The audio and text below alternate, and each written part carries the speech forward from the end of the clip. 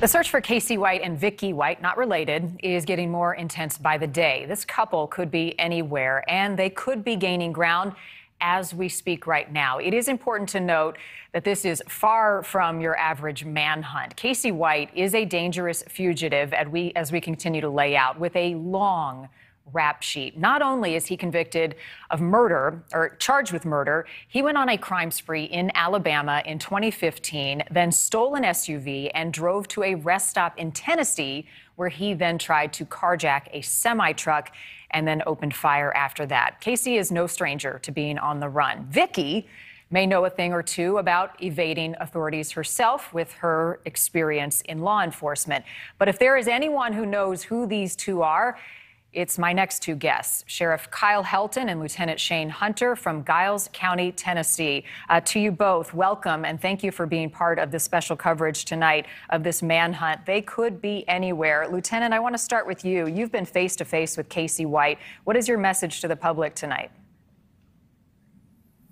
Well, obviously, I had a lot of interaction with Casey after the crime spree and had the opportunity to sit down and talk with him and process what had occurred on that particular night. And obviously, you know, Casey admitted to his mental issues that he had, and obviously his addiction to drugs. And the two, when mixed together, obviously Casey is extremely volatile. That particular night, obviously, he'd been off his medication for a lengthy period of time and had introduced meth. So when those two together, obviously, Casey became a very dangerous person that particular evening. Take us back to 2015 when he was cornered by police at that point after Connie Ridgway's murder, a chase. Walk us through what happened. Yeah, so obviously he transferred over into Tennessee from the crime spree there in Alabama, came to a rest stop here in Tennessee where he had approached the truck driver, tried to apprehend and actually make that truck driver drive the vehicle. And his own words were that law enforcement would not be looking for me in an 18-wheeler. Once he realized that that person was not going to provide that vehicle very easily, he moved on to the next person, which would have been a female. She's seen him approach with a gun in his hand. She locked the door and then attempted to flee from him, and that's when he began to open fire upon her. He then left the area and then continued north on I-65, where then he carjacked a vehicle. Once inside that vehicle, he proceeded back on I-65 south, where he entered back into Limestone County, where a pursuit began with Limestone County. And then ultimately, he wrecked the vehicle and then ultimately got out of the vehicle. And obviously, he had requested Sheriff Blakely to come to the scene, which ultimately happened. Obviously, there's a lot of intense moments. And in fact, in Casey's own words, when I interviewed him that particular night, his intentions were to make law enforcement kill him.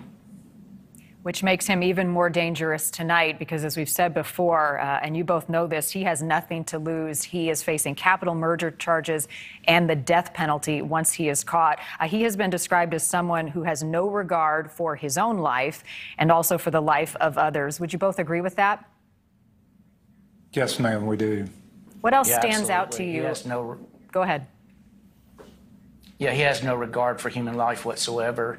You know, if somebody's cornered, if he's cornered, then obviously he's going to resort to whatever means he may have at his choosing to try to render that situation in his favor. Sheriff, what was your reaction when you heard that Casey White had escaped, knowing that he had a plan to escape and had extra security supposed to be on him because of that plan? Well, it was real concerning from the standpoint of our, as a matter of fact, Lieutenant Hunter was the one who contacted me, excuse me, and notified me about it. And I do remember that night the bedlam that was in the county. I had already contacted other officers that were off duty to get active because we had already had two spots that he had did the shooting at the rest area and then carjacked at the pilot at the exit 22. But we didn't, at that time, we didn't know where he was at and where he was going. So we wanted to cover the county best we could. And probably about 30 minutes after that was when we found that Limestone County had found the car that he had just stolen, and then the pursuit started with them. So to you both tonight, he could be anywhere, but he was pretty close to Tennessee when this all started, and that car was abandoned in Tennessee. So I would imagine you're on the lookout for him. What is your message to the public tonight if anybody comes in contact with him, and the message to law enforcement in your jurisdiction or elsewhere of what he's capable of? He's capable of anything. You know, the public has a clue or think that it's him. Just call 911. Do not try to approach or do not try to deal with somebody like that.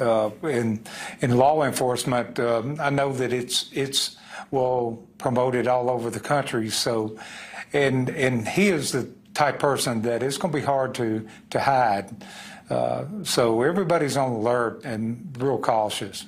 Well, he's going to come up for air at some point. Let's just hope it doesn't end badly. Sheriff Kyle Helton and Lieutenant Shane Hunter, we appreciate you giving us some time tonight. Thank you, and good luck as you help in the search as well. Thank you. Thank you. Thanks for watching. Click the red subscribe button below so you can get more of NewsNation's fact-driven, unbiased coverage.